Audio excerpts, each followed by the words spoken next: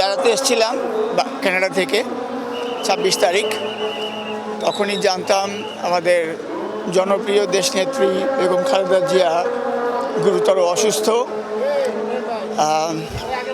একদিন না একদিন তো সবাইকে যেতেই হবে।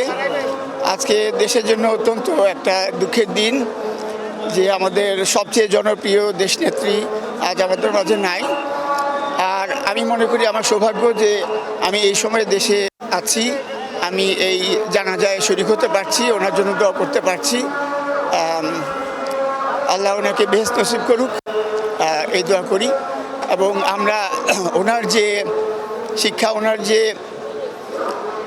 নেতৃত্বের গুণাবলী সেইগুলোকে সমুন্নত রাখি এবং ভবিষ্যতে সেইভাবে আরও নতুন নেতা গড়ে তুলি এবং দেশকে এগিয়ে নেই। এটাই হচ্ছে ওনার জনপ্রিয়তা। উনি ক্ষমতায় নেই প্রায় 20 বছর, কিন্তু ওনার জনপ্রিয়তার কোনো কমতি হয়নি। বিকজ উনি অত্যন্ত সুন্দর করে কথা বলতেন, কখনো কারো ব্যাপারে খারাপ কোনো ল্যাঙ্গুয়েজ ব্যবহার করতেন না, সম্মানের সঙ্গে কথা বলতেন। সম্মানিত মানুষের সম্মান আল্লাহ দেয়, সেটা এই সম্মান আজকে যারা সবাই দেখাচ্ছে এটা ওনার অর্জিত সম্মান। she totally deserves it and that's why so many people are here.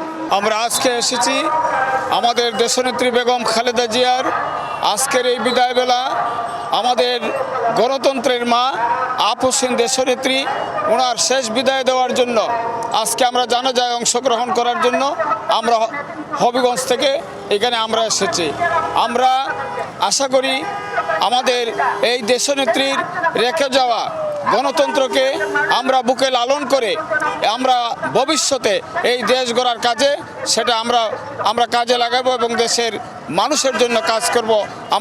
আমাদের দেশনেত্রী বেগম খালেদা জিয়ার যেই সমস্ত কর্মকাণ্ড করেছেন আমরা সারা জীবন আমরা আমাদের হৃদয়ে ধারণ করে আমরা বাকি জীবন আমরা সেটা অব্যাহত রাখব।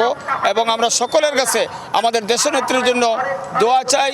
আল্লাহ পাক রাব্বুল আলামিন যেন আমাদের দেশনেত্রীকে আমাদের পরকালে ওনাকে বেহেশতের সর্বোচ্চ স্থান আল্লাহ পাক রাব্বুল আলামিন দান করেন, আমিন। আমরা আশা করি সেটা সর্বকালের সর্বশ্রেষ্ঠ একটা জানাজা হবে এবং সেই জানাজায় কি পর্যন্ত মানুষ হবে আমরা আশা করি 1 কোটি মানুষের চেয়েও বেশি হওয়ার সম্ভাবনা, যা আমাদের ভারত উপমহাদেশের কোনো মুসলমান জানাজা এত বড় হয় নাই এবং ভবিষ্যতে হবে না। মানুষের হৃদয়ের ভালোবাসা থেকে আজকের এই জানাজায় সকলেই সারা বাংলাদেশ থেকে ছুটে এসেছে দেশনেত্রী বেগম খালেদা জিয়া শেষ বিদায়ের সেই জানাজায় অংশগ্রহণ করার জন্য।